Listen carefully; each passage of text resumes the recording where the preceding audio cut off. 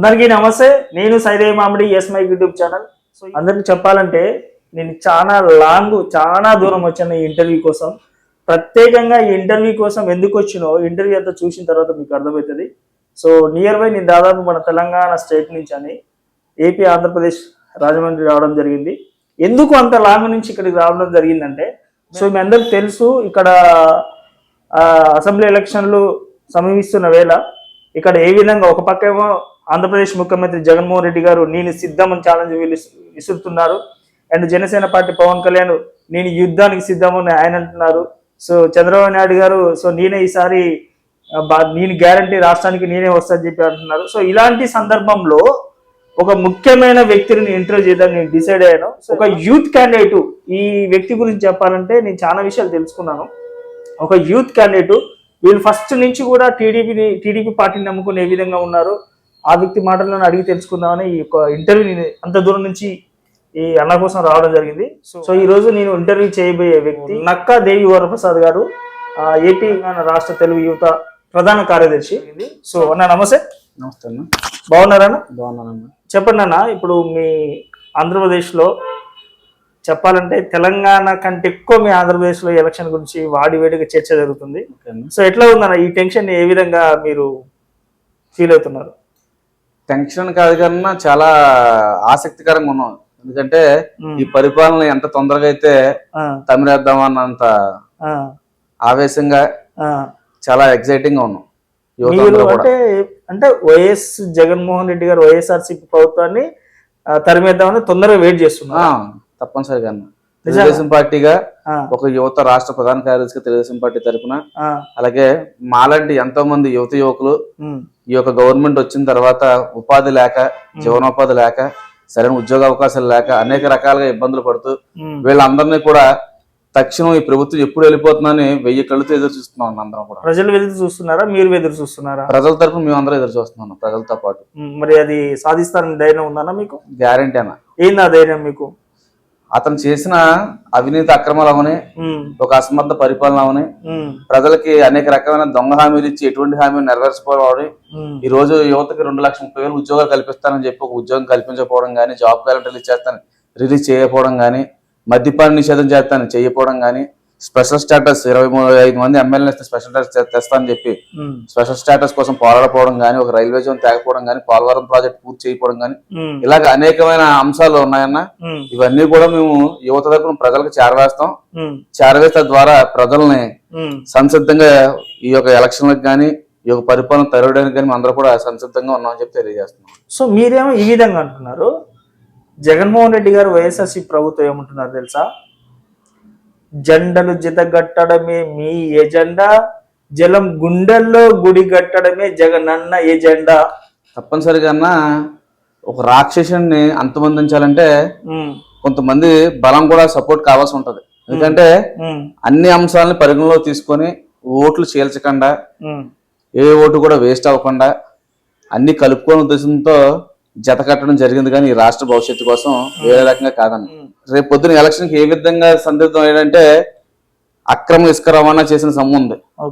ఈ రోజు రాష్ట్రంలో మద్యం ఏర్లే పారుతుంది. అది ఏంటంటే వాళ్ళ సొంత కంపెనీలు, వాళ్ళ సొంత దాంట్లో స్పిరిట్ ఎంతో మంది ఆరోగ్యాలను పాడు చేస్తూ తను ఇచ్చిన హామీలని తొంగతొక్కి ఈ రోజు ఆ మద్యం మీద సంపాదించిన సొమ్ముతో ఎలక్షన్ లో ఓట్లు కొని గెలవాలనే ఉద్దేశం తప్పితే ప్రజలకు చేరువయ్యి ప్రజల పరిపాలన చేసి మంచి పరిపాలన గానీ, లేదా రోడ్లు గానీ, లేదా ఇంక ఇతరత్ర ఎటువంటి కూడా చేయకుండా తన అధికారంలోకి మళ్ళీ తిరిగి వద్దామంటే ఏ రకంగా సాధ్యం అవుతున్నది? అంటే మీరు మాత్రం డబ్బు పంచకుండా గెలుస్తారా? మీరేదో స్వచ్ఛంగా గెలుస్తామన్నట్టు చెప్తున్నారు. పంచమన్నా, మా దగ్గర పంచడానికి ఒకవేళ లేదన్నా.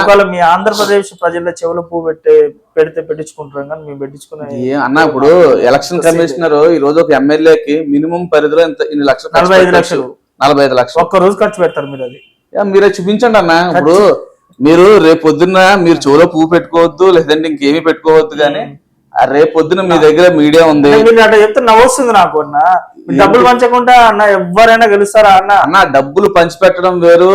ఇప్పుడు మేము ఉన్నామన్నా, సాదాగా నాకు కూడా ఆ ఎలక్షన్ లో రోజుకి నాకు కూడా 50 మంది తిరిగారు అనుకో, ఆ 50 మందికి సాదా సీదా ఖర్చులు ఉంటాయి.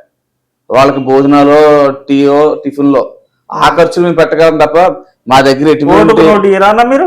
ఓటుకు నోటు ఇచ్చి గెలవరా? గెలవమన్నా. పక్క ఈ మాట మీరు నిలబడతారా అన్న? నిలబడతాం. నేను నిజంగా చెప్తున్నా, ఎట్లా ఇప్పటి నుంచి నేను మొత్తం ఏపీలో ఉండండి. ఎక్కడ దొరికినా కూడా మీరు ఏం చేస్తారా? కెమెరాలు వేసుకొని తిరుగుతాను నేను. తప్పనిసరిగా కెమెరా ముందు క్షమించండి గట్టి మాట్లాడితే అసలు మీ వెనకాల కెమెరా పెడతాను తప్పనిసరిగా. మేము అందరూ కూడా నిరుపేదలం అన్నా.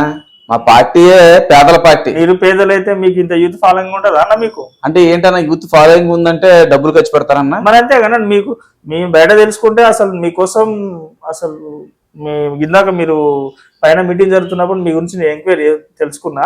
సరే, మీ నాన్నగారి రాజకీయం చూసుకుంటే మీ నాన్నగారు మీకు ఎక్కువ మీరు అడిగిన ప్రస్తావన కోసం చెప్తాను. మా నాన్నగారు ఒక నిరుపేద కుటుంబంలో పుట్టారు. అలాగే రాజమండ్రిలో బాడీ బిల్డింగ్ అని చెప్పి రాజమండ్రి లారీ బాడీ బిల్డింగ్ లో ఒక సామాన్య స్థాయి నుంచి, సామాన్య కార్యకర్త స్థాయి నుంచి ఒక కార్పొరేటర్ గా, అలాగే స్టాండింగ్ ఎంపీ చైర్మన్ గా, అలాగే జిల్లా టీఎన్టీసీ అధ్యక్షుడిగా కార్మిక సంఘాలకి అవన్నీ డబ్బులు ఉండి డబ్బులతో చేసినవి కాదన్న. 10 మందికి మంచి చేస్తూ, ఆ మంచి ద్వారా 10 మందిని పార్టీకి సపోర్ట్ గా మలుస్తూ, ఆయన ఆశయాలతో అలాగే మేము కూడా ఆయన చూస్తూ పెరుగుతూ తెలుగుదేశం పార్టీ మీద, చంద్రబాబు నాయుడు గారి మీద ఆకర్షితులయ్యి, ఆ తద్వారా నేను ఎంబీఏ పూర్తి చేసిన తర్వాత పార్టీలో ఒక స్టూడెంట్ ఆర్గనైజేషన్ లీడర్ గా అప్పటి నుంచి అన్న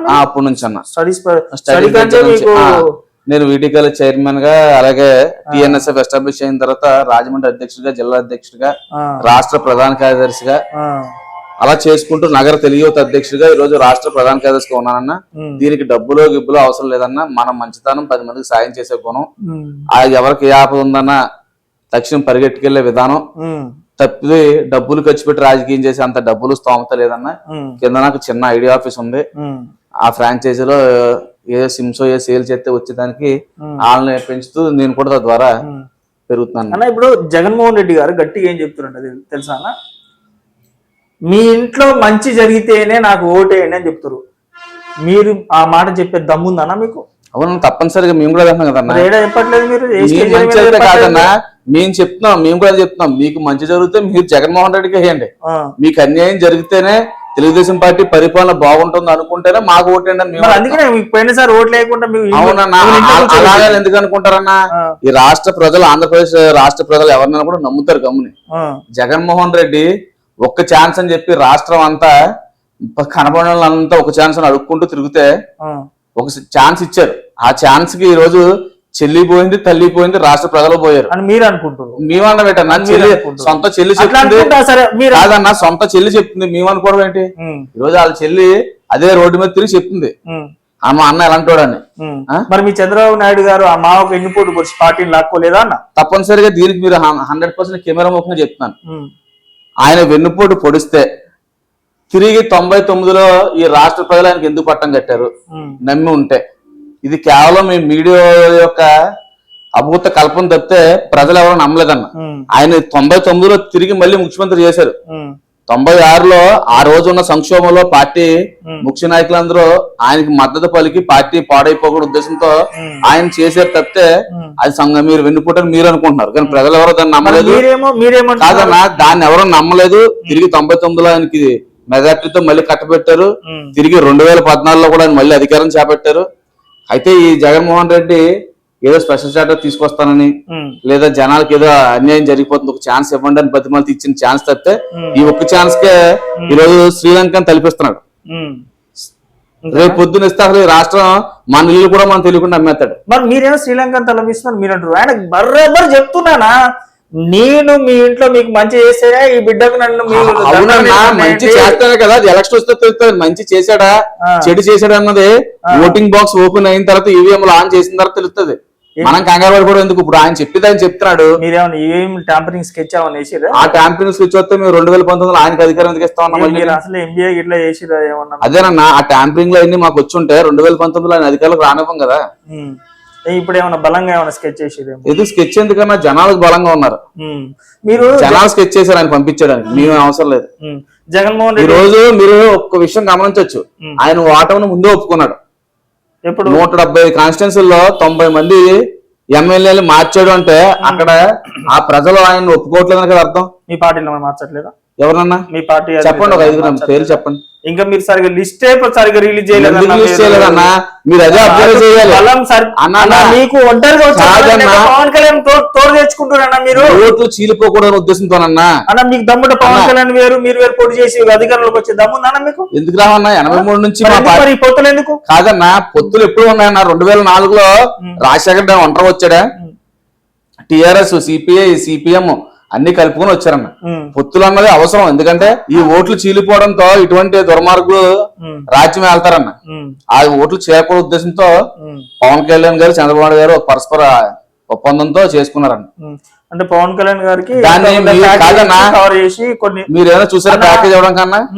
చూసుకుంటే ఇస్తారన్నా. కాదన్నా, మరి అలాంటప్పుడు ఆయన ప్యాకేజ్ ఎక్కడ ఇచ్చారు, ఎవరు తీసుకున్నారు, లేదా ఏ అకౌంట్ లో ఏంటో నిరూపించారు. ప్యాకేజ్ అన్నం తప్పితే 175 నియోజకవర్గాలలో చెప్పండి అన్న, మీరు పవన్ కళ్యాణ్ గారికి ఎన్ని సీట్లు ఇస్తారన్నా? 24 సీట్లు. మీరు పొత్తు పెట్టుకున్నప్పుడు సరిసంగం ఇవ్వాలి కదా, 50-50 రాజ్యాంగంలో రాసిందన్న పొత్తు అంటే సగం సగం ఇవ్వాలని. తమ బలాలను బట్టి కాదన్నా. పొత్తు అన్నది సగం సగం ఇవ్వాలని ఎక్కడ రాసిందా? మీకు చేత పవన్ కళ్యాణ్ తెచ్చుకుంటున్నారు అన్న. చేత కాదన్న, ఓట్లు చీలిపోకూడదని భయం అవుతుందా? ఇప్పుడు కాదన్నా, సెంట్రల్ లో బీజేపీ ఉంది, జగన్మోహన్ రెడ్డి గారు గెలుస్తారని భయం అవుతుంది? భయం కాదన్నా. మేము ఆయన ఏదైతే అవినీతి సొమ్ము ఉందో అవినీతి సొమ్ముతో భయం కాదు, ఆ ఓట్లు కూడా పోకూడదనే ఉద్దేశంతో, పార్టీ బలంగా ఉండాలనే ఉద్దేశంతో రేపు పొద్దున్న తిరిగి అతని అధికారంలోకి వస్తే రాష్ట్ర భవిష్యత్తు ఏంటంటే పిల్లలు కూడా తల్లిలు కూడా అందరూ వేరే రాష్ట్రాలు తల్లి వెళ్ళిపోయి పరిస్థితి మొత్తం చొంబు చేట పట్టుకొని. మరి ఇప్పుడు మీరు ఏమన్నారు ఒక మాట, జగన్మోహన్ రెడ్డి గారు తన తల్లిని చెల్లిని దూరం పెట్టారు అంటారు. మొన్న రీసెంట్ గా బాలకృష్ణ గారు జూనియర్ ఎన్టీఆర్ గారు ఫ్లెక్సీ లెటర్ తీపిచ్చిరానా? ఎవరు? చంద్రబాబు చెప్పారన్నా? ఎవరు? కాదన్నా, బాలకృష్ణ గారు చెప్పారా? కాదన్నా, మీరు ఇదంతా మీడియాలో చూపించడం తప్పితే ఎక్కడ బాలకృష్ణ ఎన్టీఆర్ ఫ్లెక్స్ తీసి పక్కన పడి అని చెప్పలేదు. ఫ్లెక్స్ అన్ని ఎందుకు వేయించారో ఇక్కడ మనకి ఈ కార్యక్రమం దగ్గర అని చెప్పి అడగడం జరిగింది. దాని ఎక్స్ప్రెషన్ కూడా చెప్పారు. మీరు ఒకసారి మీడియా చూడండి అన్న. అలా ఎన్టీఆర్ వచ్చిన ఫ్లెక్స్ తీయించారు బాలకృష్ణ అని చెప్పలేదు, లేదా చంద్రబాబు నాయుడు గారు వెళ్ళి ఎన్టీఆర్ ఫ్లెక్స్ తీసామని ఎక్కడ చెప్పలేదు. ఇప్పుడు బైరెడ్డి సిద్ధార్థ రెడ్డి ఏమంటుంది తెలుసా? బైరెడ్డి సిద్ధార్థ రెడ్డి చంద్రబాబు నాయుడు గారు నేను గ్యారంటీ అని ప్రచారం చేసుకుంటుండు. ఆయన జైలు నుంచి బెయిల్ మీద గ్యారంటీతో వచ్చి ఇక్కడ బతుకుతుండు. ఆయన ఈ రాష్ట్రానికి ఏం గ్యారంటీ ఇస్తాడు అని బైరెడ్డి సిద్ధార్థ రెడ్డి అంటారు. మరి 16 నెలలు జైల్లో ఉన్న జగన్మోహన్ రెడ్డి కోసం ఏం చెప్తున్నా బైరెడ్డి? అసలు వాళ్ళ పార్టీ పుట్టిందే జైల్లో. జైలు కోసం బైరెడ్డి రాజశేఖర రెడ్డి అని మన ఎవరు వైఎస్ జగన్ మోహన్ రెడ్డి మాట్లాడకూడదన్న. బైరెడ్డి సిద్ధార్థ రెడ్డి తన జైలు జీవితం గడిపి ఆడొక బ్లేడ్ బ్యాచ్. అసలు జైల్లో పుట్టిన పార్టీ బ్లేడ్ బ్యాచ్ ఎవరన్నా? బైరెడ్డి సిద్ధార్థ రెడ్డి. ఆయన ఒక మర్డర్ కేసులో ముద్దాయి ఆయన ఇంటర్వ్యూలో చెప్తాడు, నేను జైలు జీవితం గడిపానని చెప్పి క్లియర్ గా చెప్తాడు. మీరు చెప్పడం ఏంటి? దమ్ముంది చెప్తున్నాను కెమెరాలో. నేను దమ్ముందని కాదన్నా, వాళ్ళకి దమ్ముంది. ధైర్యంగా బాబాయిని చంపేసి ధైర్యంగా గొడ్డల పోటు వేసేసి కూడా హార్ట్ అటాక్ వస్తుందని చెప్పి ధైర్యం ఉంది. మీరు చూసిరా అన్న? ఇప్పుడు పవన్ కళ్యాణ్ గారికి ప్యాకేజ్ ఇచ్చిన నన్ను చూసిరా మీరు అంటారు? అలా కాదన్నా, జగన్మోహన్ కాదన్నా, పేపర్ లో మొదట అది హార్ట్ అటాక్ అని చెప్పింది ఎవరన్నా? తర్వాత వచ్చి మళ్ళీ గొడ్డల పోటు అని చెప్పింది ఎవరన్నా? ఈరోజు సిబిఐకి ఆయన అరెస్ట్ చేయడానికి వస్తే పోలీసుల్ని అరెస్ట్ చేయకుండా ఇక్కడ ఈ రాష్ట్ర పోలీసులు అడ్డుకుంది ఎవరన్నా? అధికార మతంతో వాళ్ళు కాదా? అంటే ఇప్పుడు ఖచ్చితంగా జగన్మోహన్ రెడ్డి గారే చేసిరంటారా? 100% అంట. వాళ్ళ చెల్లె చెప్తుంది కదా, సొంత వివేకానంద రెడ్డి కూతురు చెప్తుంది. ఈ రోజు కుటుంబం నమ్మట్లేదు అన్న. రాష్ట్ర ప్రజల మాట తర్వాత ఆయన కుటుంబమే నమ్మట్లేదు. ఆయన అదొక స్కెచ్ లేనా మిమ్మల్ని మ్యానిపులేట్ చేసి ట్రాప్ చేస్తారు, మీకు అర్థం కావట్లే పాపం. ఎవరన్నారా? జగన్ ట్రాప్ లో మీరు పడిపోయారు. చూడండి, షర్మిల గారు జగన్మోహన్ రెడ్డి గారు కలిసి మిమ్మల్ని వేరే మైండ్ గేమ్ ఆడి మిమ్మల్ని ట్రాప్ చేస్తారని జనాల్లో అంటారు ఈ మాట. అవునన్నా, మీరు గుడ్డిగా నమ్ముతున్నారు. మీరు ఎవరినన్నా? మేము ఎవరైనా నమ్మన్నా, మేము ప్రజలనే నమ్ముతాం. అటుపోయి పాపం కాదన్నా, మేము షర్మిల రెడ్డినో లేదా జగన్మోహన్ రెడ్డినో లేదా మరో ఇంకో రెడ్డినో ఎవరు నమ్మే పరిస్థితి ఏం కాదు. మేము జనాలు నమ్ముకున్నాం. మీద మీకు నమ్మకం లేకుండా పొత్తులు పెట్టుకుని తిరుగుతారు కదా. పొత్తు మీద నమ్మకం లేకపోవడం ఏంటన్నా? ఎందుకు లేదు పొత్తు అంటే? పొత్తు పెట్టుకుంటే నమ్మకం లేనట్టే. అంతేగా. మరి 2004లో రాజశేఖర రెడ్డి ఏ విధంగా పొత్తు పెట్టుకుని అధికారులు వచ్చినప్పుడు నమ్మకంలోకి వచ్చాడా? కనీసం జగన్మోహన్ రెడ్డితో పొత్తు పెట్టుకోవడానికి ఎవరు ముందుకు రాని పరిస్థితి. ఆయన కొద్దంటుండు కదా, సింహం సింగిల్ గా వస్తుంది, బోన్ లో పెడతామన్న. కంగారే ఉంది. అంతేనా? బోన్ రెడీ చేసిరా? బోన్ రెడీగా ఉందన్న ఆయన కోసం. ఒకవేళ సీన్ రివర్స్ అయ్యి మిమ్మల్ని బోన్ వేస్తా ఏముందని వేస్తారన్న మమ్మల్ని? మేమైనా ఆయన 1,00,000 కోట్లు అవినీతి చేసామని వేస్తాడా? ఇప్పుడు ఇంటర్వ్యూ ఆయన చూసి మీరు ఆ జగన్మోహన్ రెడ్డి గారిని వ్యతిరేకిస్తారు, మరి రేపు ఆయన ప్రభుత్వం వస్తే మీరు మళ్ళీ తిరగాలి కదన్నా. తిరుగుతా ఉన్నా, ఇప్పుడు తిరగట్లేదన్నా ఆయన ప్రభుత్వంలో, ఇంకా అంతకంటే ఏముంటదన్నా. అంతేనా? సో ఇప్పుడు రాజమండ్రి ఏందన్నా, ఇప్పుడు ఎంపీ భరత్ గారు ఉన్నారు కదా, ఇప్పుడు ఎమ్మెల్యే అభ్యర్థిగా ప్రకటించారు. నేను ఫ్లెక్సీలు చూసిన, రాజమండ్రికి ఏంది ఈ park, software park, outer ring road రావాలంటే భరత్ ఎమ్మెల్యే కావాలి అని అంటారు. మరి మీరిచ్చే హామీ ఏందన్నా? అసలు ఈ రాజమండ్రికి అభివృద్ధి అన్నది పరిచయం చేసింది తెలుగుదేశం పార్టీ అన్న. ఈ 3 సార్లు ఇక్కడ మేయర్ మేము గెలిచాం, ఎదురులో కూడా రాష్ట్రం అంతా. ఎంపీ ఎందుకు గెలవలేదు మరి? ఎవరన్నా ఎంపీ? ఇప్పుడు ఇక్కడ ఎంపీ ఎవరన్నా? అవునన్నా, అధికారం లాస్ట్ టైం వాళ్ళకి వచ్చింది, ఒకసారి ఒక ఛాన్స్ లో భాగంగా ఆయన గెలిచాడు. నెక్స్ట్ టైం కన్ఫర్మ్ ఇప్పుడు టీడీపీ గెలుస్తుంది ఎంపీ, బీజేపీకి ఇస్తే బీజేపీ, జనసేనకి ఇస్తే జనసేన, ఈసారి పొత్తులో మేమే గెలుస్తాం. ఎమ్మెల్యే కూడా మేమే గెలిచాం. రాజమండ్రి భరత్ గారు రాజమండ్రి స్వస్థలం. ఆయన క్రితం సారి పోటీ చేసిన ఎంపీగా ఇక్కడ రాజమండ్రి ప్రజలు 30,000 మైనస్ ఇచ్చారని ఆయనకి. ఇక్కడ ప్రజలు ఎవరు విశ్వసించలేదు ఆయన. రాజకీయానికి గెలిపోవటం సహజం. అది భరత్ గారు ఏమంటున్నారంటే, ఆయన ఎమ్మెల్యేగా గెలిపిస్తే రాజమండ్రిని కాకినాడ ట్విన్ సిటీస్ చేస్తారట. మరి మీకు కామెడీగా లేదన్నది ఏనా? ఒకసారి ఆయన ఏమనుకుంటున్నాడంటే 4 టైల్స్ అంటించడం లేదా పార్క్ డెవలప్ చేయడమే అభివృద్ధి అనుకుంటున్నారండి. అసలు రాజమండ్రిలో 2002 నుంచి మొదలకు ఇప్పుడు వరకు సిమెంట్ రోడ్లు వేసిన తెలుగుదేశం పార్టీ ప్రభుత్వం, డ్రైనేజ్ వ్యవస్థ కట్టిన తెలుగుదేశం పార్టీ ప్రభుత్వం, లైట్ సెంటర్ డివైడర్ లైటింగ్ వేసిన తెలుగుదేశం పార్టీ ప్రభుత్వం. దాని మీద ఆయన వెళ్ళి టైల్స్ అతికించుకున్నాడు. ఆ టైల్స్ లో కూడా 25% కమిషన్ తీసుకొని ప్రతి అభివృద్ధి కార్యక్రమంలో ఏం చేసి 25% కమిషన్ అన్న. ఆయన కమిషన్ స్టార్, రీల్ స్టార్. అంతేనా? అంతే అన్న, 100%. మీ టీడీపీలో లేరా కమిషన్ స్టార్? అసలు మా టీడీపీలో ఎవరన్నారు చెప్పండి అన్న, ఎవరున్నారు? ప్రజాసేవ చేస్తారా? అధికారం కోసం అంతా కోసుకుంటున్నారు మీరు అన్న. అధికారం కోసం కోసుకోవడం అంటే ఏంటన్నా, ప్రజలకు సేవ చేయడం కోసం ప్రజల తరపున ఒక నాయకుడు పోరాడతాడన్న, అదే పోరాడుతున్నాం. జగన్మోహన్ రెడ్డి గారు ఏమంటున్నారు, ఆల్రెడీ నేను చేస్తున్నా. ఇప్పుడు సరే మీరు ఏం చేశారని చెప్పండి, అదే మీరు చేసిన అభివృద్ధి కార్యక్రమం నాలుగు చెప్పండి. ఇప్పుడు ఆయన ఏమంటుంది తెలుసా?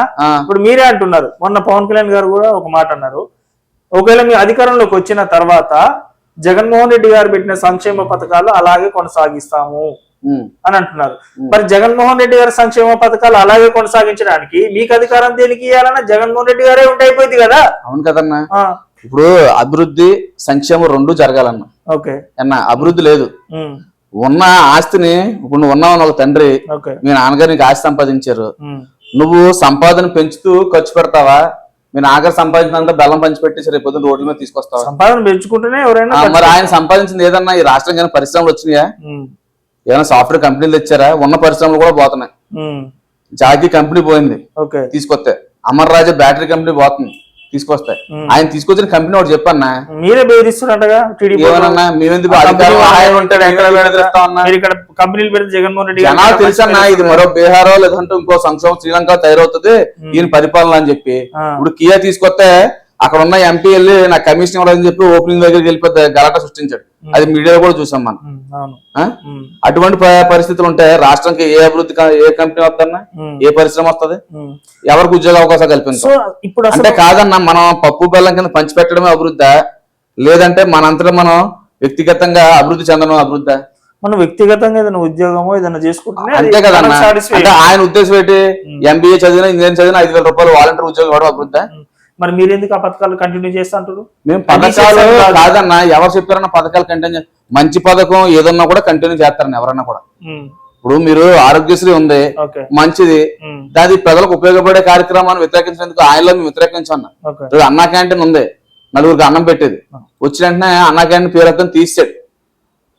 లేదా చంద్రన్న ఒక పేదోడు అంటే చనిపోయినా లేదా యాక్సిడెంట్ అయినా వాళ్ళకి మట్టి ఖర్చులకో లేదా ఆరోగ్య ఖర్చులకో ముందు ఇమీడియట్ గా యాక్షన్ ఉండేది. అటువంటి పథకాన్ని తీసాడు. ఈ రోజు ఎస్సీలకు సంబంధించిన 27 పథకాలు తొలగించాడు అన్న. ఆయన ఉన్న పథకాలు తీసాడు. జగన్మోహన్ రెడ్డి గారు ఏమంటున్నారు తెలుసా? అంటారన్న, ఎస్సీలకు మేనమామ జగన్మోహన్ రెడ్డి సొంత మేనమామ అయ్యి ఉండి చెల్లెలు కొడుకు పెళ్లికి వెళ్ళదు. అతను ఎస్సీలకి మేనమామ, బీసీలకి మేనమామ, ఈ మాటల వరకే పరిమితం. బిజీగా నా పబ్జీ ఆడుకుంటే బిజీగా ఉన్నాడు 5 సంవత్సరాలు తాడేపల్లి ప్యాలెస్ లో. నాకు తెలిసి చిన్నప్పటి నుంచి నేను ఒక ముఖ్యమంత్రి చంద్రబాబు గారిని చూసి ఇన్స్పైర్ అయ్యానన్న. నేను 7th, 6th చదువుతున్న టైంలో ఆయన జన్మభూమి కార్యక్రమాలు చూసి లేదా అయ్యాను. ఈడేటన్నా ముఖ్యమంత్రి అయిన తర్వాత 5 సంవత్సరాలు కూర్చొని తాడేపల్లి పేటస్ అని ఉన్నాడు. ఏదైనా బయటకు రావడం చూసారన్నా? వచ్చిన మీటింగ్ అదే పరదాలు కట్టుకొని అవి కట్టుకుని ఇది కట్టుకుని వస్తున్నాడు. ఇప్పుడు మొత్తం బయటకి పరదాలు ఎందుకు కట్టుకుంటున్నారు తెలుసా? ఎందుకన్నా? ఎందుకో తెలుసా మీకు? అప్పుడు ఊక జనరల్ గా నడిచినప్పుడు వాడు వచ్చి పొడిచిండు. ఇప్పుడు ఆడేగా చేయించుకుంది నా కోడికత్తి ఏదో తేల్చమని తేల్చలేదు కదా కేసు. అధికారంలో ఉండి కూడా కేసు సంగతి తేల్చట్లేదు. ఆయన లోపడే మగ్గి పెట్టారు. మొన్న మళ్ళీ మాట్లాడుతున్నది బెయిల్ ఇచ్చారు. అది కూడా డ్రామా అంటారా? ఆ డ్రామా కదా నా కోడికత్తి డ్రామా. డ్రామా అనడం ఏంటి? అందుకనే భయం అయ్యి పాపం పరదాలు దేని భయం అన్నా? ఒక రాష్ట్ర ముఖ్యమంత్రి ఆడికి సెక్యూరిటీ ఉంటది. ప్రజలు ఒక నిరసనలో కూడా వినే ఓపిక లేదు అతనికి. చంద్రబాబు నాయుడు గారికి మరి సెక్యూరిటీ ఎందుకని? ఆయన కూడా తిరగవచ్చు కదా. అవునన్నా, ఆయన నక్సలైట్లు ఆయన మీద దాడి చేశారు కాబట్టి కేంద్రం కల్పించింది. మరి ఈయన మీద దాడి జరిగింది కాబట్టి ఈయనకు అవునన్నా, పరదాలు ఎందుకు? ఆయన పరదాలు కట్టుకెళ్తలేదు కదా జనాలు చూడకండానే. జనాలకు వస్తున్నాడు, జనాలు తిరుగుతున్నాడు, జన సమస్యలు వింటున్నాడు. ఈ వయసులో కూడా ఆయన ఎప్పుడు వస్తున్నాడు బయటికి? చెప్పండి, తక్కువ చెప్పండి. వస్తుంది మీటింగ్ ప్రెస్ మీట్ వస్తాడు ఎప్పుడైనా సరే. ఈ 5 సంవత్సరాలు ఆయన ఎప్పుడో వచ్చి డైరెక్ట్ గా ప్రెస్ మీట్ చూసారన్నా? బటన్ నొక్కి వెళ్ళిపోతున్నాడు అంతే అన్న. వీళ్ళు ఈసారి అందరూ ఆయన పీక నొక్కడానికి రెడీగా ఉన్నారన్న. నేను చంపేస్తారా మీరు? అదేనా చావులు అట్టలపోయేలా తీర్పిస్తారన్న. అది ఏందన్నా మీ అంత ఓవర్ కాన్ఫిడెన్స్ అనిపించట్లేదా మీకు? మీకు అధికారం లేదు తెలుసా మీకు? మీ చేతిలో అధికారం దేనికన్నా? మేము అధికారం ఉంటే ప్రజలకు చేరువన్నా. నిత్యం మా నాయకుడు గాని ఇక్కడ మా సిటీ ఎమ్మెల్యే కాదన్నా, సిటీ జైలు ఊసలు లెక్క పెట్టించాడన్న. ఆడి పరిపాలన అది సైకో అని అందుకే అన్నానండి. ఏ సంబంధం లేకుండా ఆయనకు బెయిల్ రాకుండా అనేక రకాలుగా ట్రాప్ చేసి చాలా అధికారులన్నీ ముందు నుంచే మ్యానిపులేట్ చేసుకొని కోర్టుల నుంచి అందరినీ ఆయన పెట్టించాడు. ఓన్లీ మంచిదే కదన్నా. ఇప్పుడు ఆడి సైకో పరిపాలన అందరికీ తెలుస్తుంది. ఈ రోజు ఇక్కడ మాకు సిటీ ఎమ్మెల్యే అభ్యర్థి ఆదిరెడ్డి వాసుగారు అన్న. ఆయన ద్వారా మేము కూడా జనాల్లోకి ఎలా చేరవ్వాలి, వాళ్ళ సమస్యలు ఏ రకంగా పరిష్కరించాలి, మేము నిత్యం వాళ్ళ మధ్యలో ఎలా ఉండాలని ఆలోచిస్తాం తప్ప ఆ విధంగా చేరువై ప్రజలకి ఓట్లు సంపాదించాలనుకుంటాం తప్ప మరి ఏ వ్యతిరేకంగా భయపెట్టో భయభ్రాంతులు చేసో డబ్బులో మద్యమో పంచి ఈ రకమైన విజయాల కోసం మేము తాపత్రయపట్టలేదన్న. సో అంటే మీరు టీడీపీ పార్టీ అధికారంలోకి వస్తే మద్యపానం నిషేధం చేస్తారా? మేము ఎక్కడ హామీ ఇవ్వలే కదన్నా. మరి మీరు కూడా అమ్ముతారు కదన్నా? కాదన్నా, మేము అది హామీ ఇవ్వలేదు కదా. జగన్మోహన్ రెడ్డి గారు ఇచ్చారు. ఈ రోజు జగన్మోహన్ రెడ్డి గారు చేసేది ఏంటన్నా? ఈ రోజు ఇతర రాష్ట్రాల్లో దొరికే మద్యం ఎక్కడైనా సరే ఈ రాష్ట్రంలో దొరుకుతుందన్నా? లేదు. ఏమన్నా ఆయన సొంత బ్రాండ్ క్రియేట్ చేసుకొని ఆయన అమ్మేది అది విషమైనా లేదా ఇంకోటి స్పిరిట్ అయినా ఆ ముందే తాగాలి, ఈ రేటుగా కోరుకోవాలని ఆయన నియంత్రించింది అంతే తప్ప మీ మద్యపాన నిషేధం చేస్తాను ఎక్కడ చెప్పలే కదన్నా. మరి పవన్ కళ్యాణ్ గారిని ఎన్ని రోజులు ఎంట పెట్టుకొని తిరుగుతారన్నా? ఉంచుతారా ఏమంటే మధ్యలో తీసుకొని ఉంచుతారా? మీకెందుకు డౌట్ అన్నది? ఒకసారి వాడుకొని వదిలేసుకోరు కదన్నా. ఎవరు చెప్పారన్నా? పవన్ కళ్యాణ్ గారే చెప్పారు కదా. నన్ను వాడుకొని మీ పార్టీకి వాడుకోవడానికి పవన్ కళ్యాణ్ అనే వ్యక్తి టీడీపీ పార్టీ వాళ్ళని ముఖ్యమంత్రులు తయారు చేయడానికి లేవు, మేము ఇప్పటి నుంచి మా రాజకీయం ఏమిటో చూపిస్తామని చెప్పి మీరు రాజకీయాల్లో అనేక రకమైన సందర్భాన్ని బట్టి సమయాన్ని బట్టి ఆ సమయానికి ఏదో ఆయన మీటింగ్ లో మాట్లాడి ఉండొచ్చేమో కానీ ఈ రోజు ఆయనకి ఈ రాష్ట్ర పరిస్థితి అర్థమైంది. నన్ను చాలా క్లుప్తంగా చెప్పారు అన్ని విషయాలు కూడానే. ఎందుకంటే ఇప్పుడున్న భవిష్యత్ రాజకీయాలకి ముందు ఈ ప్రభుత్వాన్ని కూలదోయడం మన కర్తవ్యం. దానికోసం ఒకటవలసిన పరిస్థితి ఉంది. అంటే ఇప్పుడు మీరు చెప్పేది ఎట్లుందంటే నా పొలానికి నీళ్లు బారకపోయినా పర్లేదు కానీ పక్కోడి పొలానికి నీళ్లు బారొద్దు. పక్కోడు పొలానికి కాదన్నా, పక్కోడు గంజాయి పెంచుతున్నాడు, ఇక్కడ మేము ధాన్యం పోషిస్తున్నాం. ధాన్యం ఇంపార్టెంట్, గంజాయి ఇంపార్టెంట్ అన్నా. నీ నీళ్లు ధాన్యానికి మళ్ళీ ఇస్తావా గంజాయికి మళ్ళీ ఇస్తావా? ధాన్యానికి పండిస్తా. అతను అదే చేస్తుంటాను. ప్రజలకు ఉపయోగపడే ధాన్యానికే వేస్తున్నాడు నీళ్లు, గంజాయికి వేయట్లేదన్న. అంతేనా? అంతే అండి. ఈసారి ఏం అసలు ఇప్పుడు రాజమండ్రిలో ఆల్రెడీ మీరు ఇక్కడ సిట్టింగ్ ఇప్పుడు ఎమ్మెల్యే కూడా సిట్టింగ్ ఎమ్మెల్యే నడుస్తుంది. అవునండి. మరి మిస్సెస్ ఇప్పుడు ఏం చేసిరన్నా? మరి మీ ఎమ్మెల్యే ఇక్కడ చేసిన డెవలప్మెంట్ ఏంది? వాళ్ళు ఏదో చేయనిస్తారన్నా? అంటే మీకు తెలియదు చేస్తానన్నా చేయనీరా? అసలు వాళ్ళు కనీసం ఏదైనా మేము తెచ్చిన జీవోలు కూడా వాళ్ళ పేర్లు వేసుకుంటారు. మేము ఏమైనా చేయించినా కూడా అవి మార్చుకుంటారు. రేపు పొద్దున ఓపెనింగ్ అయితే ఈ రోజు రాత్రి 10 గంటలు చేసి ఎమ్మెల్యే అందుబాటులో ఉందో లేదో తెలియదు వాళ్ళకి అనవసరం. ఈ రోజు 10 గంటలు చేసి రేపు పొద్దున్న 9 గంటల కార్యక్రమం అండి ప్రారంభోత్సవం రమ్మంటారు. ఇప్పుడు వాళ్ళకి ఒక ఇన్ఛార్జ్ వ్యవస్థ ఉందన్న, ఆ ఇన్ఛార్జే నడిపిస్తున్నాడు అంతానే. ఇంకా వాళ్ళకి ఆల్రెడీ అథారిటీ కూడా ఇచ్చారు. తిరుపతి లెటర్లకు కూడా సైనింగ్ అథారిటీ ఉంది. అంటే ఇప్పుడు మీరు రాజమండ్రిలో ఒకవేళ రేపు మీ టీడీపీ గవర్నమెంట్ ఫామ్ అవుతుందా, మేజర్గా ఉన్న సమస్యలు ఏంటన్నా? ఏం అసలు ఇక్కడ మీరు తీర్చే సమస్యలు ఏంటి? మీ దృష్టికి వచ్చిన సమస్యలు ఏంటి? అంటే మీరు ఒక యువ లీడర్గా మీ యువకులకు కూడా చెప్పాలి, మీకు రాజమండ్రికి ఇప్పుడు చెప్పాలి ఈ పార్లమెంట్ కి రాజమండ్రి అన్నది మెయిన్ సిటీ. అవును ఇక్కడ అవును ఇక్కడ అనేక పక్క ఊర్ల నుంచి కూడా అందరూ కూడా వచ్చి సిటీలోనే ఎడ్యుకేషన్ పర్పస్ లో చదవడం కానీ లేదంటే ఇంకోటి కానీ ఇలాంటి. అయితే ఇక్కడ ఉన్నది ఇప్పుడు మాక్సిమం మన రాష్ట్రం విడిపోయిన తర్వాత మేజర్ సిటీస్ లో అటు వైజాగ్, రాజమండ్రి, విజయవాడ కొన్ని ప్రాంతాలు ఉన్నాయి. ఇక్కడ మేజర్ గా చాలా మందికి ఉద్యోగ అవకాశాలు లేక మరీ ముఖ్యంగా ఈ ప్రభుత్వం వచ్చిన తర్వాత అటు వైజాగ్, విజయనగరం, శ్రీకాకుళం అందరూ కూడా అటు ఒరిస్సా పోయే పరిస్థితి వలసలు. ఇలా ఏమైనా ఉన్నారంటే హైదరాబాద్, మా ఈస్ట్, వెస్ట్, కృష్ణ, అటే కొంతమంది తమిళనాడు, కర్ణాటక ఇలా తల్లి వెళ్ళిపోతున్నారు జాబ్స్ పర్పస్ లో. మెయిన్ వాళ్ళకి ఉపాధి హామీ కల్పించడానికి ఏమైనా ఐటీ హబ్బులు లాంటివి తీసుకురావడం కానీ, వాళ్ళకి ఏ రకమైన మౌలిక ఇక్కడ నిత్యం కొన్ని చాలా మంది పేద ప్రజలు ఉంటారు, వాళ్ళకి మౌలిక సదుపాయాలు కల్పించడం కానీ, లేదంటే ఇక్కడ మేము ప్రారంభించిన టిట్కో ఇల్లు ఇచ్చామని ఇక్కడ చాలా ఇల్లు. ఆ ఇల్లు ఇస్తే చంద్రబాబు ఎక్కడ పేరు వస్తుందని చెప్పి ఆ ఓపెనింగ్ కూడా పెట్టకుండా తాళాలు కూడా చేతికి ఇవ్వట్లేదన్న.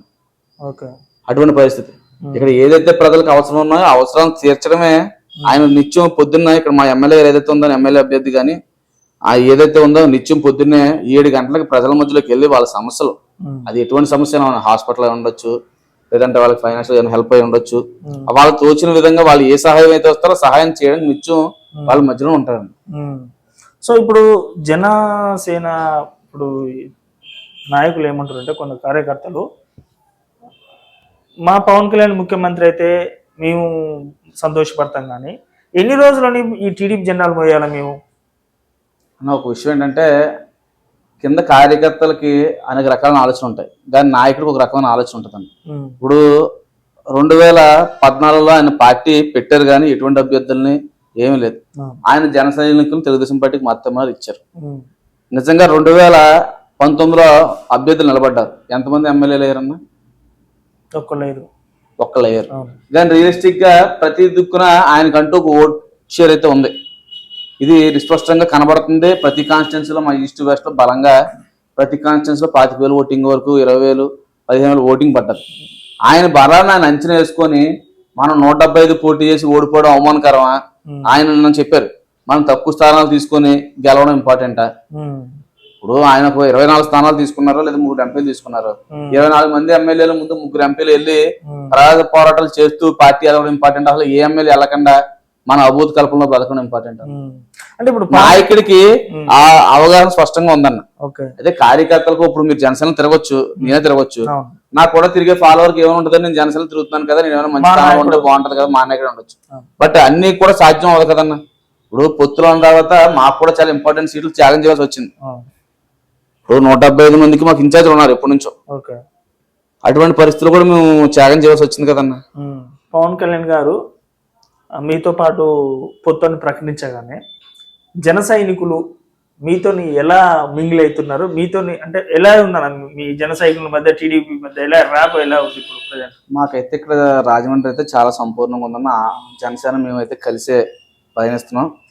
అయితే కొన్ని చోట్ల సీట్లు ఆశించిన నాయకులు తెలుగుదేశం పార్టీలో ఆశించి అక్కడ రానోళ్ళు, లేదా జనసేనలో ఆశించి అక్కడ రానోళ్ళు కొంతవరకు ఆవేదనకు గురవుతారు. దాని మీద చిన్న చిన్న ఎఫెక్ట్స్ ఉంటాయి కానీ అవన్నీ కూడా నాయకులు కూర్చొని సరిదిద్దుతారు, దానికి ఎటువంటి ప్రాబ్లం లేదు. సో మీ యువ నాయకుడు నారా లోకేష్ మా భవిష్యత్తు నాయకుడు అంతేనా? పక్కన భవిష్యత్తు ఆశాక మీరు భవిష్యత్తు నాయకుడు అంటారు. ఈ కొడాలి నాని ఇంకా వేరే వెరైటీ వైఎస్ఆర్సీపీ మంత్రులు కానీ, ఈ రోజా గారు కానీ వీళ్ళంతా మీ లోకేష్ గారిని పప్పు నాయకుడు అని అంటున్నారు. అన్నది కేవలం అభూత కల్పన, నోటుకు వచ్చే మాట మాట్లాడారు. ఈ రోజు ఆయన పప్పు నిప్పో రాష్ట్ర ప్రజలు చూశారు కదా.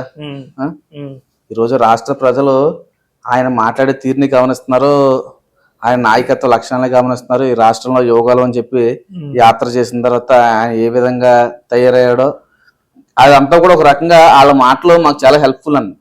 ఎందుకంటే మా నాయకుడిని రాడ్డు తేల్చారు. ఈ రోజు లోకేష్ గారు ఏమి చంద్రబాబు నాయుడు గారు అంత మెతక మనిషి అయితే కాదు. అంతేనా? మాస్క్ దాస్ కన్ఫర్మ్ గా ఈ చేత్తో చూపించి ఆ చెంప చూపించడు, ఆ చెంప కూడా చిల్లు అనిపించారు. అది 100%. ఇప్పుడు లోకేష్ గారు మొన్న పాదయాత్ర చేస్తూ ఒక రెడ్ బుక్ ప్రిపేర్ చేసిన, రేపు అధికారం వచ్చిన తర్వాత ఆ రెడ్ బుక్ లో ఉన్నదని వేసేస్తారా? మేము వేసేసే కార్యకర్తలు ఆ పార్టీ ఏసీసీ పార్టీ కాదన్న మాది. మరి రెడ్ బుక్ లో ఉన్న పేర్లు అందరికి కూడా వాళ్ళు చేసిన పనులు వాళ్ళకి గుర్తు చేస్తూ దానికి సరైన శిక్షణ విధిస్తాం. అంటే ఆ రెడ్ బుక్ ని బెదిరిస్తారు, ఎవరిని బెదిరిస్తారు? మీరు రెడ్ బుక్ చూపించి ప్రజలను బెదిరిస్తారా? ఎవడైతే అలా కాదన్న, ప్రజలను ఎందుకు బెదిరిస్తాం? దాంట్లో అధికారుల పేర్లు ఉన్నాయని చెప్పాం. రెడ్ బుక్ లో ఏ అధికారం ఉంటే వాళ్ళు బెదిరిపోతారు అంతే తప్ప ప్రజలు ఎందుకు భయపడతారు? ప్రజలకు రెడ్ బుక్ ఎందుకు? ప్రజలు చెప్తున్నాం, ప్రజలను ఇబ్బంది పెట్టిన అధికారులు అయి ఉండొచ్చు, లేదంటే ప్రజలని నాయకులను ఇబ్బంది పెట్టిన అధికారులు అయి ఉండొచ్చు, వైఎస్ఆర్సీపీకి తొత్తులు వ్యవహరించిన అధికారులు అయి ఉండొచ్చు. వాళ్ళందరికీ రెడ్ బుక్ లో వాళ్ళ పేర్లు చేర్చాను తప్ప ప్రజల పేర్లు ఎందుకు ఉంటాయన్న రెడ్ బుక్ లోని? ఇప్పుడు ఏ గవర్నమెంట్ ఫామ్ అయితే ఆ గవర్నమెంట్ అధికారులు తొత్తుగా పనిచేయడం అనేది సహజమే. రేపు మీ గవర్నమెంట్ అయితే మీకు తొత్తులుగా పనిచేస్తారు. తొత్తులుగా వ్యవహరించడం లేదంటే ఆ రకమైన అడ్మినిస్ట్రేషన్ మా గవర్నమెంట్ లో ఉండదన్న. చంద్రబాబు నాయుడు గారు మంచి అడ్మినిస్ట్రేషన్ ఎందుకంటారంటే మా అధికారులు మా ఎమ్మెల్యేల మాటలు కూడా ఆలకించరు. మేము అధికారులు ఉన్నప్పుడు వాళ్ళ పని ఏదైతే ఉందో నిష్పక్షపాతంగా చేసుకుంటూ వెళ్ళిపోతారు. ఎందుకంటే మా నాయకుడు ఎటువంటి ఆదేశాలు ఏం జారీ చేయడు. అయితే జగన్మోహన్ రెడ్డి అధికారులు ఏంటంటే వాళ్ళ ఎమ్మెల్యేలు ఏం చెప్తే చేయాలి, లేదంటే ఆయన ఏం చెప్తే చేయాలి, వాళ్ళు చెప్పినట్టుగా నడుచుకోవాలి. సో ఇప్పుడు ఈ రోజు గతంలో కూడా మీరు చూసుకుంటారు, శ్రీలక్ష్మి అని చాలా మంది ఐఏఎస్ అధికారులు కూడా వాళ్ళ తండ్రి అధికారులు ఉన్నప్పుడు ఈయన మాటలు వీళ్ళు జైలు పాలు అయిపోయిన సందర్భాలు కూడా ఉన్నాయి. అటువంటి సందర్భాలు మాకు లేవు కదన్న. మా నాయకుడు ఆ టైప్ కాదు, మా నాయకుడు కొడుకు మా భవిష్యత్ ఆశగా నారా లోకేష్ గారు కూడా ఆ టైప్ కాదు. అంటే ఇప్పుడు టీడీపీ తోటి జనసేన పార్టీ పొత్తులో ఉంది కదన్న. ఇప్పుడు మీరే భవిష్యత్తులో లోకేష్ గారే మా ముఖ్యమంత్రి అంటారు అంటే ఇక జీవితాంతం పవన్ కళ్యాణ్ గారు ఎమ్మెల్యేగా మిగిలిపోవాల్సి. అదేంటన్నా, రేపు పొద్దున్న ఆయన పొత్తెట్టుకున్నారు, రేపు పొద్దున్న భవిష్యత్తులో ఆయన పార్టీ బలోపేతం చేసుకుంటే ఆయన ఇండివిజువల్ గా పోటీ చేయొచ్చు, లేదా వైసీపీ అన్న పార్టీ నిర్వీర్యం అయిపోవచ్చు. రేపు పొద్దున్న అవ్వచ్చు, ఏమైనా జరగచ్చు అన్న. వైఎస్ఆర్సీపీ నిర్వీర్యం అయిపోద్దా? అయిపోవచ్చు, ఏమో చెప్పలేం. జగన్ మరి తీసేస్తున్నారు. ఏమో అన్న, నాయకత్వంలో మా లోకేష్ బేసి అనిపించుకున్నారు అనుకున్న ప్రజలు తిరిగి మళ్ళీ అవకాశం కల్పిస్తారు. లేదు రేపు పొద్దున్న ఒక 2-3 టర్మ్స్ మా లోకేష్ గారు సీఎం చేసిన తర్వాత ఒకసారి ఎవరు పవన్ కళ్యాణ్ కూడా అవకాశం ఇద్దాం అనుకుంటే ఒక అవకాశం ఇస్తారేమో. అంటే మీరు ఇస్తే, మీరు జాలిపడి ఇస్తే కానీ మేమనలేదన్న, ప్రజలు అన్నానన్న, మేము ఇస్తాను లేదు. ఓకే, ప్రజలు అవకాశం ఇస్తాను. సో ఇంకా వేరే వాళ్ళకి ఛాన్స్ లేదా? ఇక టీడీపీలో ముఖ్యమంత్రి లేదు ఛాన్స్ లేదా? చంద్రబాబు నాయుడు గారు పోగానే నెక్స్ట్ ఎవరు లోకేష్ గారైనా? ఇక బయట ఎవరు ముఖ్యమంత్రి? మీ పార్టీ కదా, టీడీపీ జెండా పోసిన ముఖ్యమంత్రి రాజశేఖర రెడ్డి అయిపోయింది, జగన్ ఎందుకు వచ్చాడన్నా? ఆయన సొంతంగా పార్టీ పెట్టుకుండు. అవునన్నా, సొంతంగా పార్టీ కూడా వ్యక్తి మీద నడవదన్న. ఆయన కలేజా ఉంటే, ఆయన నాయకత్వాన్ని నమ్ముతేనే వెనకాల పయనిస్తారు. ఎవరు పడితే వాళ్ళు పార్టీ పెట్టి, తెలంగాణలో శర్మిల పార్టీ పెట్టింది, రాజశేఖర రెడ్డి బిడ్డే వెళ్ళిపోయాడు తెలంగాణ పార్టీ కూడా అనర్లే. అలాగే ఉంటదన్న. కాదు, నా నాయకత్వంలో నిన్ను నమ్మకపోతే నీ వెనకాల ఎవరు పయనించరు. దాన్ని ప్రూఫ్ చేసుకుంటేనే నాయకత్వం ఉంటది. దాన్ని లోకేష్ 5 సంవత్సరాల్లో సమర్థవంతంగా ప్రూవ్ చేసుకున్నారు. ఆయన్ని మా కార్యకర్తలు గాని, మా నాయకులు గాని, మా భవిష్యత్తులో ఆయనని అందరం నమ్ముతున్నాం. వార్డు మెంబర్ గా గెలవలేని నారా లోకేష్ రాష్ట్రానికి ముఖ్యమంత్రి ఎలా అవుతాడు అని రోజా గారు గాని ఇంకా వైసీపీ మంత్రులు, ఆయన వార్డు మెంబర్ కింద పోటీ చేయలేదు, ఆయన ఎమ్మెల్యేగా పోటీ చేశారు. ఆ కాన్స్టిట్యున్సీలో కేవలం 3,500 ఓట్ల తేడాతో ఓడిపోయారు. చాలా మంది ఓటర్లు ఆయన నమ్మారు. అయితే ఆ రోజు ఉన్న వేవ్ లో మేము ఎప్పుడు కూడా సీట్ ఎప్పుడు గెలవలేదు. ఎప్పుడు కూడా కాంగ్రెస్ పార్టీ, వైసీపీ గెలిచిన సీట్ అది. ఏదైతే ఉందో ఓడిపోయిన చోట పార్టీని బలోపేతం చేయని ఉద్దేశంతో ఆయన అక్కడ పోటీ చేయడం అయింది. కానీ ఇప్పుడు మన జగన్ లాగా పులివెందుల్లోనో లేదా పట్టున్న కాన్స్టిట్యున్సీలో మా నాయకుడు పోటీ చేయలేదు. మా నాయకుడు కూడా గెలవాలనుకుంటే కుప్పంలోనో లేదా గెలిచేస్తాను కూడా చూసుకుని వెళ్ళి, లోకేష్ గారు వెళ్ళి జగన్మోహన్ రెడ్డి గారు మీద నిలబడమని రాదు, పులివెందులో పోటీ చేయమని రాదు. ఏమో అది అవకాశం ఉంటే రేపు పొద్దున్న భవిష్యత్తు అవి కూడా జరగచ్చు తప్ప. లోకేష్ గారికి దమ్ము ధైర్యం ఉంటే పెద్ద పెద్ద నాయకులే, ఇందిరాగాంధీ ఓడిపోయింది, మరి ఇన్ని చెప్తున్నారు. ఒక స్వయాన మాజీ ముఖ్యమంత్రి భార్య, ప్రజెంట్ ముఖ్యమంత్రి తల్లి అయిన వైఎస్ విజయం వైజాగ్లో ఓడిపోయినప్పుడు మరి ఎందుకు మాట్లాడట్లేదు? ఓడిపోయినప్పుడు చెప్తావు. మరి మేము కూడా ఓడిపోయామని చెప్పాం కదన్నా. మేము ఓడిపోయాం, గెలిచాం, మమ్మల్ని మేము ప్రూఫ్ చేసుకుంటాం, మళ్ళీ గెలుస్తా అంటున్నాం. మేము ఇంట్లో కూర్చో కదా, భయపడిపోయాం, పారిపోలే కదా లోకేష్. తను ప్రూవ్ చేసుకోవడానికే మళ్ళీ ప్రజల్లో ఇంకా ఎంత జెట్ స్పీడ్ తో తెలియదు అంత జెట్ స్పీడ్ తో ఇంకా ముందుకు దూసుకుంటూ వెళ్తున్నాడు. అంతే తప్ప ఏం పారిపోలేదు కదా. వైఎస్ విజయంలో వైజాగ్ లో ఓడిపోయి కదా, ఇంట్లోకి దాకోలేదు కదా. మరి ఇన్ని మాటలు మాట్లాడే మీరు జగన్మోహన్ రెడ్డి తల్లి ఓడిపోయింది దానికోసం మాట్లాడరా? ఓడిపోయిందని చెప్పినావు. రాజకీయాల్లో గెలిపోవటం సహజం. ఇందిరాగాంధీ ఓడిపోయింది, ఎన్టీ రామారావు ఓడిపోయాడు. ఎవరు ఓడిపోలేదు. తెలంగాణ ముఖ్యమంత్రి అయ్యారు రేవంత్ రెడ్డి కూడా మనకు గతంలో ఓడిపోయాడు. కిరణ్ కుమార్ రెడ్డి ఓడిపోయాడు. ఓడిపోతారు, గెలుస్తాను. రాజకీయాలు అని సహజం. సో ఇప్పుడు తెలంగాణ ముఖ్యమంత్రి రేవంత్ రెడ్డి గారు తెలుసు, చంద్రబాబు నాయుడు గారి శిష్యుడు. సో ఇప్పుడు తెలంగాణ నుంచి కూడా ఇప్పుడు తెలంగాణ సీఎం కూడా వచ్చి మీ తరఫున ఇక్కడ ప్రచారం చేసే అవకాశం ఉన్నాయి. సో ఆ ఇంపాక్ట్ ఆ సీఎం అంటే తెలంగాణ ముఖ్యమంత్రి రేవంత్ రెడ్డి గారి ప్రచారం ఇక్కడ మీ పార్టీకి ఇంపాక్ట్ చూపించే ఛాన్స్ ఉందంటారా? అన్న ఏ పార్టీ సిద్ధాంతాలు ఆ పార్టీకి ఉంటాయి, కానీ ఆయన మా పార్టీకి వదిలి కాంగ్రెస్ పార్టీలోకి వెళ్ళారు. అయితే ఆయన చాలా సందర్భాలు చెప్పారు, నేను ఈ రోజు ఈ స్థాయిలో ఉన్నాను అంటే దానికి కారణం తెలుగుదేశం పార్టీ కార్యకర్తలు, అప్పుడు ఉన్న నాయకుడు మా చంద్రబాబు నాయుడు గారు ఇచ్చిన అవకాశాల వల్ల నేను ఈ రోజు స్థాయిలో ఉన్నానని చాలా సందర్భాలు చెప్పారు. అయితే ఈ రోజు ఆయన అక్కడ తెలంగాణలో ముఖ్యమంత్రి, ఇక్కడ ఆంధ్రాలో వాళ్ళ పార్టీ ఉంది, వాళ్ళ పార్టీకి ఒక అధ్యక్షురాలు ఉంది. ఆయన పార్టీ తరపున నేను వచ్చిన పార్టీకి ప్రచారం చేస్తారు తప్ప మా పార్టీకి ప్రచారం ఎందుకు చేస్తారు? ఇప్పుడు తెలంగాణ ముఖ్యమంత్రి రేవంత్ రెడ్డి గారు ఇప్పుడు వాళ్ళ పార్టీ ఇక్కడ ఉంది కదా, పిసిసి వాళ్ళ షర్మిల గారికి ఇచ్చారు కదా, మరి ఏనాడు చంద్రబాబు నాయుడు గారిని వ్యతిరేకించారు, అందరూ జగన్ మీద పడతారు. ఏంది అవునన్నా, దుర్మార్గులు ఎవరైతే ఆడి మీద పడతారో, అవినీతి పరుడు ఎవరైతే బలవంతుడు అంటే బలవంతుడి మీద కూడా ఎదుర్కోలేక బలవంతుడి మీద కూడా పడతారు కదా. బలవంతుడి మీద బలం ఉండి మంచిగా చేస్తే ఎందుకు పడతారన్న?